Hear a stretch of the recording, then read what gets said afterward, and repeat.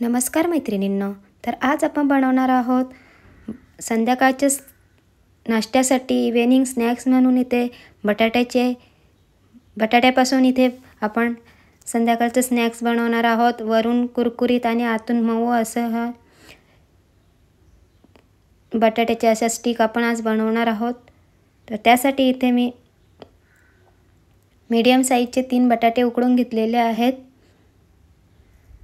त्यानंतर इथे आपण बटाटे जे आहेत त्यांची इथे सालं काढून घेणार आहोत. तर बटाटा गरम असल्यामुळे हाताला चटका लागत आहे. तर इथे तुम्ही पाहू शकता आपले बटाटे जे आहेत ते सोलून झालेले आहेत. त्यानंतर इथे किसणीवर किसून घ्यायचे आहेत. तर इथे आपले 3ही बटाटे किसून झालेले आहेत. तर इथे लसणाच्या इथे मी 4 पाकळ्या घेतलेल्या आहेत. तर त्यासुद्धा इथे मी किसून टाकणार आहे.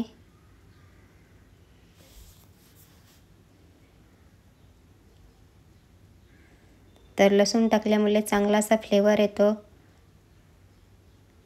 या मिश्रणाला. त्यानंतर इथं ऑरिगॅनो टाकून घेतलेला आहे. मीठ टाकून घेतलेलं आहे चवीनुसार. तर इथे बटाटे उकडताना आपण मीठ टाकलेलं नव्हतं, त्यामुळे इथे वरून प्रमाणातच इथे मीठ टाकून घ्यायचं आहे. त्यानंतर इथे मी हिरवी मिरची जी असते तिखट ती सुद्धा बारीक अशी कापून घेतलेली आहे. त्यानंतर हे मिश्रण जे आहे चांगलं एकजीव करून घ्यायचं आहे. तर इथे आपलं मिश्रण जे आहे चांगलं असं एकजीव करून झालेला आहे. आपण मिश्रणाचा जो आहे चांगला मळून असा गोळा तयार केलेला आहे. त्यानंतर इथे कॉर्नफ्लॉवरची अशी प्युरी करून घेतलेली आहे. त्यानंतर त्यामध्ये चवीनुसार मीठ टाकून घ्यायचं आहे. चांगलं असं मिक्स करून घ्यायचं आहे. त्यानंतर इथे आपण भाजकी जी शेव असते ती सुद्धा घेतलेली आहे कोटिंगसाठी आपण. तर इथे आपण आता ह्या मिश्रणाचा एक गोळा घेणार आहोत.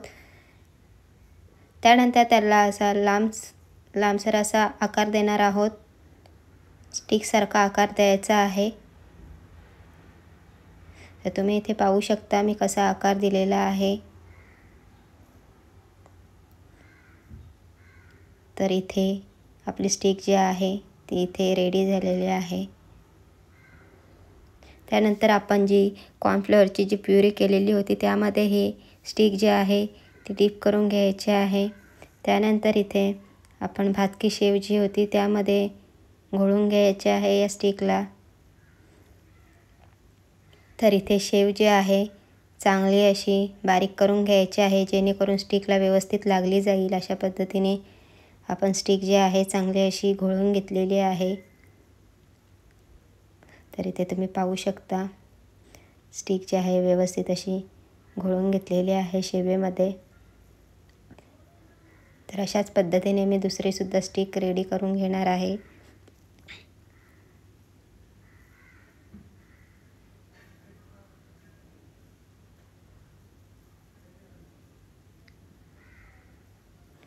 त्यानंतर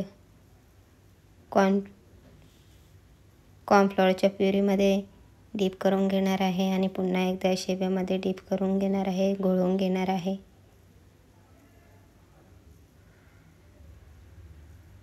तर इथे आपली दुसरी स्टिकसुद्धा इथे तयार झालेली आहे.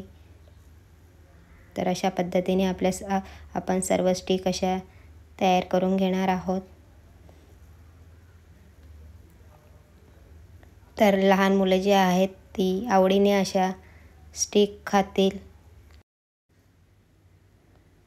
तर इथे ज्या आपण स्टिक बनवलेल्या होत्या त्या आपण फ्रीजमध्ये 2 ते 3 तासासाठी ठेवून दिलेल्या होत्या. तर इथे आपण फ्रीजमधून काढलेल्या आहेत 2 ते 3 तासानंतर. त्यानंतर आपण इथे अगदी कमी तेलामध्ये आपण इथे स्टिक ज्या आहेत त्या फ्राय करून घेणार आहोत. तर तुम्ही इथे पाहू शकता मी एका पॅनमध्ये जे आहे थोडं तेल टाकून घेतलेलं आहे. तर इथे आपण डीप फ्राय न करता शॅलो फ्राय करून इथे हे अगदी कमी तेलामध्ये फ्राय करून घेणार आहोत या स्टिक.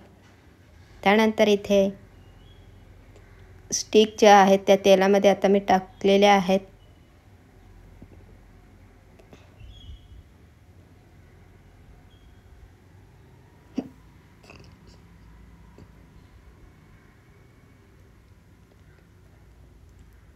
तर इथे चांगल्या अशा हलवून घ्यायच्या आहेत. तर इथे 2 ते 3 मिनटानंतर स्टिक ज्या आहेत त्या पलटी करून घ्यायच्या आहेत.